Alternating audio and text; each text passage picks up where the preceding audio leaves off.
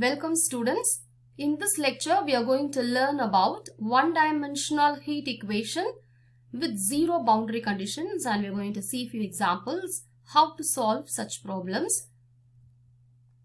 Before starting the mathematical portion exactly, let us have a glimpse on few examples where heat conduction plays a major role in our day-to-day life. So here are a few examples. You can see the radiation takes place and the heat conduction, how it varies between the windows and the doors here. Similarly in cooking, and here in the body heat radiation, how it is taking place. Similarly in cellulosic fiber, the heat flow, how it happens, and in tube heat exchanger. Similarly here, these are famous examples what we are actually using every day: flask and iron box. And the next is in food processing, heat conduction plays a vital role. And next is in laser, we study about heat radiation and the convection. Similarly, this is manufacturing diode laser by laser line, and similarly this is an example of equipment in photochemistry. The next is laser welding. In laser welding also heat plays a major role. Similarly in laser therapy, the heat conduction is very important to observe. So if we observe, there are many examples in real life where heat conduction plays a vital role, and studying the flow of heat is very much essential. So that is why we study all these in your engineering courses. So now let us have a glimpse on how the heat flow equation is discovered and how we are going to solve using mathematical tools. So now let us take a rod. You can observe here, if you have a rod of length L, you can observe the heat flow along this particular direction along the x-axis, that is the horizontal position of the rod. Let us take as x-axis exactly. And so this one end of the rod is taken as the origin. The other end of the rod will be, of course, x equal to L if the length of the rod is L. And assuming that the rod is maintained at zero temperature at both the ends and given some initial temperature, how the heat flow varies along each and every point of the rod. So this is a major problem we are going to solve in this particular section. Now before going to the derivation of the one-dimensional heat flow, there are few empirical laws which we need to assume to derive the heat equation, and these are the laws. So the first one, heat flows from higher to lower temperature. The second is the amount of heat required to produce a given temperature change will be proportional to the mass of the body, and the temperature change, this constant, is actually the specific heat. And the next is about the thermal conductivity. The rate at which the heat flows through an area is proportional to the area and to the temperature gradient normal to the area. So that is actually the thermal conductivity. And the fourth one is the Fourier law of heat conduction, which actually is the rate at which the heat flows across an area at a distance from one end of a rod, and it is given by this.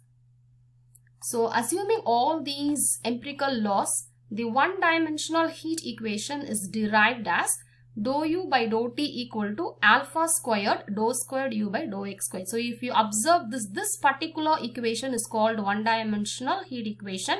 So here the variable u represents the temperature at x comma t. So here x and t are independent variables, where x is the distance and t is the time. And this constant alpha squared is given by k by s rho centimeter squared by second, and this is known as constant of diffusivity, where k is the thermal conductivity, s is the specific heat, and rho is the density. And using the method of separation of variables, we solve this heat equation and we get three different solutions like this. So these are the three possible solutions of one-dimensional heat equation.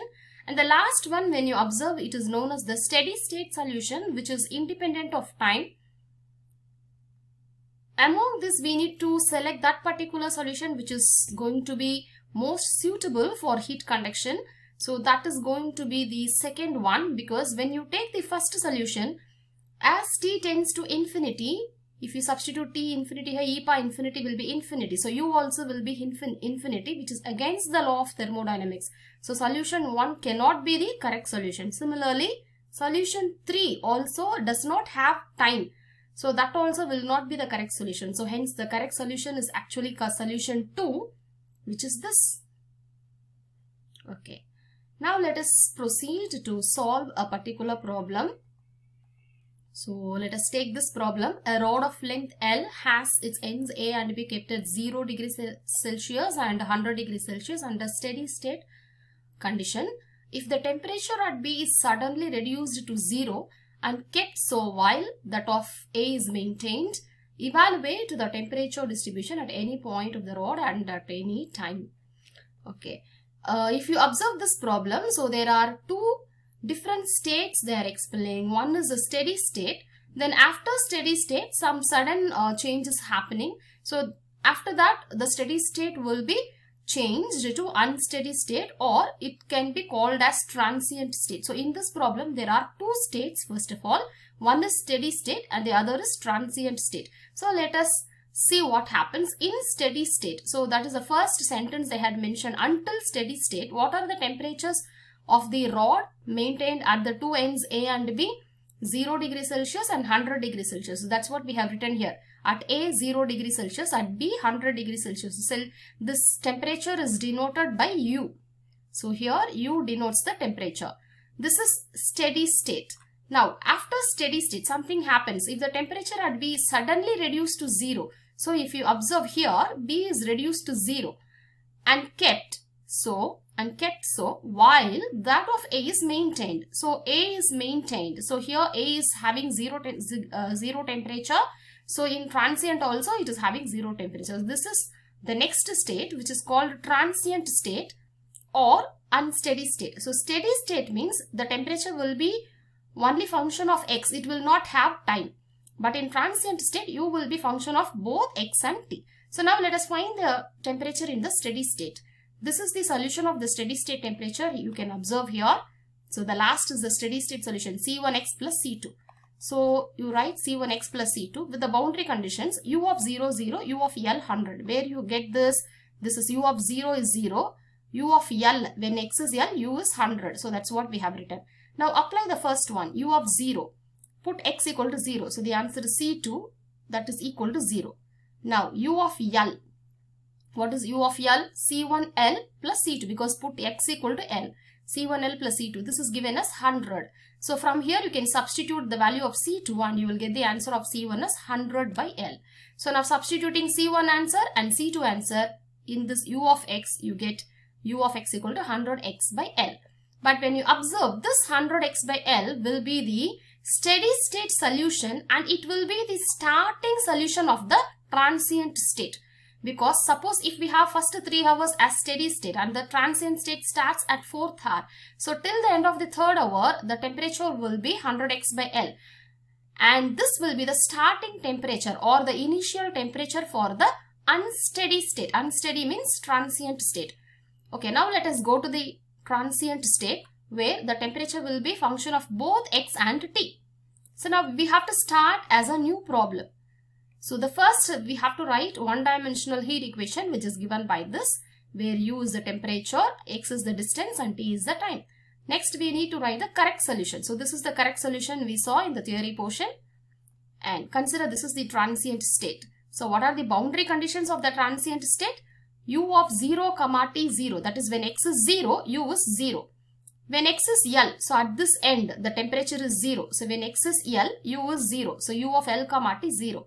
And the last is U of x, 0, which is the initial temperature, because the word initial means time 0. So U of x, 0 is given by the temperature of the steady state is actually the initial temperature for the transient state. So that we have to write. So now let us apply these three boundary conditions one by one. So apply the first one, U of 0, t 0. So where you have correct solution, this is the correct solution. So take and write the correct solution and put x equal to 0. When you put x equal to 0 here, sin 0, 0, cos 0, 1. So the first answer is C1 into e power minus alpha square p square t. You have to equate that to 0. Right side is 0. When you put 0, so C1 into this equal to 0. So it gives C1 equal to 0. So this is the first result. Similarly, apply the second result. Second boundary condition. U of L comma T 0. What's the meaning of U of L comma T? Putting x equal to L.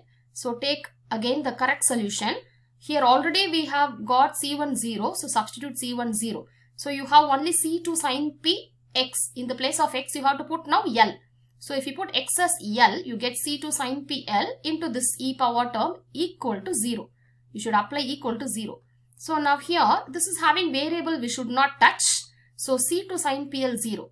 So C2 0 or sin PL 0. But if you take C2 0, already C1 0. So if C2 also 0 means the entire answer of U will become 0, which is actually a trivial solution. But we need a non-trivial solution. So what has to be 0? The other possibility, sin PL has to be 0. Sin PL 0. But we know sin n pi 0. So comparing these two, PL equal to n pi or P equal to n pi by L. So now this answer we have to substitute in the correct solution. So totally we have got two results, C1 0 and P equal to n pi by L. These two results we have to substitute and we have to generalize the solution, because the third boundary condition now, the third boundary condition we have to apply, which is a non-zero boundary condition. So before applying any non-zero boundary condition, we need to generalize. So how to generalize? Substitute these two in the correct solution. This is the correct solution. Put C1 0 and P equal to n pi by L. So if you put C1 0 and P equal to n pi by L, you will get like this. Yeah. Here, write this constant generally as Cn and allow n from 1 to infinity. So you have U of x comma t is Cn sin n pi x by L, and we have to put sigma n equal to 1 to infinity. So you will have sigma n equal to 1 to infinity. Of course, here sigma should come n equal to 1 to infinity. Sin n pi x by L e power minus term. This is called the most general solution. Here we need to put sigma n equal to 1 to infinity is missing. You have to put here sigma n equal to 1 to infinity. Now in this most general solution, apply the third boundary condition. So this is the third boundary condition you had here.